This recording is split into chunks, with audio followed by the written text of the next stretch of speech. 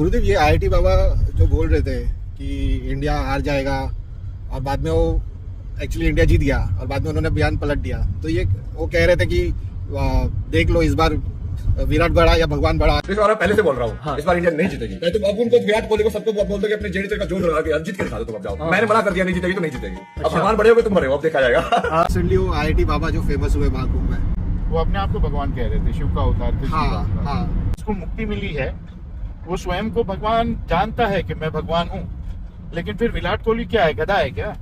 विराट कोहली भी उतना ही भगवान है। आज हम स्मशान में शिवलिंग की पूजा कर रहे थे, मूर्ति की पूजा कर रहे थे, उस पत्थर में भी उतना ही भगवान है जितना मेरे में है, जितना तुम्हारे में। तुमको मुक्ति मिल गई, उसका अर्थ ये है कि तुम दूसरे को गधा समझो, तो ऐसे व्यक्ति को मुक्ति मिली नहीं। और इसीलिए मैं कहता हूँ कि मुक्ति के बाद भी अहंकार आ सकता है। अहंकार भक्ति का हो, मुक्ति का हो, पैसे का हो, कला का हो, किसी चीज का भी हो, अहंकार तुमको लेके डूबेगा।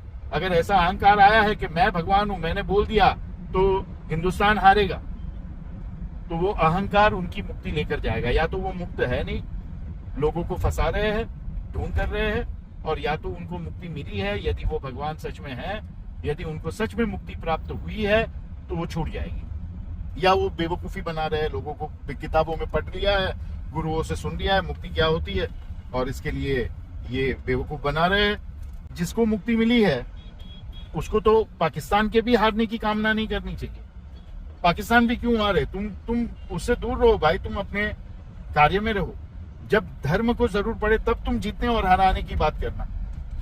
तुम एक जगह पे कहते हो शिव का अवतार हूँ, कृष्ण का अवतार हूँ, कभी दाढ़ी निकाल देता हूँ, कभी दाढ़ी रख लेता हूँ, शिव कहते हैं वैसे मैं करता हूँ, तो ये तो गलत बात है। एक बार ये स्टेटमेंट दिया कि राम की ही मस्जिद तोड़ के राम का मंदिर बनाया, और फिर दूसरी बार किसी ने पूछा तो कहा कि इस्लाम की तो बुनियादी सब फिलोसॉफी ही गलत है। तो फिलोसॉफी गलत है तो मस्जिद सही कहां से हुई, और फिलोसॉफी गलत कहां से हुई? दुनिया में दो प्रकार के धर्म है, एक वेद और एक तंत्र, एक माता का धर्म और एक पिता का धर्म, एक पृथ्वी का धर्म और एक आसमान का धर्म। आत्मा का जो धर्म है, वेद का धर्म है, वो पौरुषी है।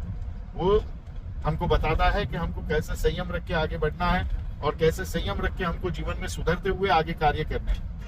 और जो पृथ्वी का धर्म है वो कहता है नेचुरल लाइफ जियो। इस्लाम पृथ्वी का धर्म है, वो कहता है नेचुरल लाइफ जियो। और हिंदू धर्म तो सर्व स्वीकार्य है, वो सनातन है, वो हमेशा से था और हमेशा से है। तो उसमें तो दोनों प्रकार का है कि आप संयम में रहकर अपने आप को सुधारते जाओ, और दूसरा ये है कि आप जो है जैसे नेचर पशु पक्षी जीते हैं वैसे तंत्र के मार्ग से, अगम के मार्ग से वैसे अपना जीवन जियो। तो ये दोनों प्रकार जीवन के होते हैं, और जिसको मुक्ति मिली है उसको इसका बोध होना चाहिए, उसको अद्वैत में रहना चाहिए। जीतने हारने और मैं ईश्वर हूं और विराट कोहली एड़ी चोटी का जोर लगा दे, मतलब तो आपने ये तय कर लिया कि भगवान ही निर्बल है, कमजोर है। अगर आप भगवान हो तो सभी भगवान है, उनमें भी उतनी ही शक्ति है जितनी आप में है। फर्क इतना है, मुक्ति आपको मिली है तो आपको पता है कि आप भगवान हो, और उनको पता नहीं कि वो भगवान है। गुरुदेव, ये जिनको मुक्ति मिली है वो अपने आप को भगवान कहते हैं और सबको कहते हैं कि बाकी सबको कहते हैं कि तुम हमारे पैर छुओ। तो ऐसा क्यों? पैर छूना अच्छा ही है ना, आप जिसके पैर छुओगे वो आप उसके जैसे बन जाओगे। परंतु अगर कोई कहता है कि मैं भगवान हूँ और आप नहीं हो, तो ऐसे गुरु का मानना नहीं चाहिए। और वो गुरु भी क्या करे, आज बड़े बड़े श्री गुरु, सदगुरु, ये सब ये कह रहे हैं कि हम भगवान हैं और आप गधे हो, आप हमारे पैर छुओ, और सब वही मानते हैं। मुक्ति तो आपको भी मिली है, लेकिन आप ये कहते नहीं। लेकिन सत्य कहने वाले गुरु नहीं मिलते हैं। आजकल लोगों को क्या लगता है कि हम पापी हैं, हम कमजोर हैं, हम जो है हमारे में कोई शक्ति नहीं है, तो हम कैसे अपने आप को ईश्वर कह दे, कैसे हमको मुक्ति मिल सकती है? हमारे कर्म खत्म नहीं हुए, सबसे पहली तो ये झंझट है। तो इस वजह से जो है ये लोग हैं जो बेवकूफ़ बना रहे हैं, और ज्यादातर लोग फिर उनके पीछे ही भागते हैं, उनको यही मजा आता है। बेवकूफ़ बनाने वाले भी बहुत है और बनने वाले भी बहुत अधिक है। तो वो सब चक्कर में ना पड़ के अपनी मुक्ति की ओर काम करो। शास्त्रों को पढ़ो, कुरान को पढ़ो, पुराणों को पढ़ो, कि सारी गलतियों के साथ अगर मोहम्मद, राम, कृष्ण, ये सबको आत्म साक्षात्कार हो सकता है, ये सब ईश्वर हो सकते हैं, तो आपकी सारी गलतियों के साथ आप भी ईश्वर है, ये याद रखना।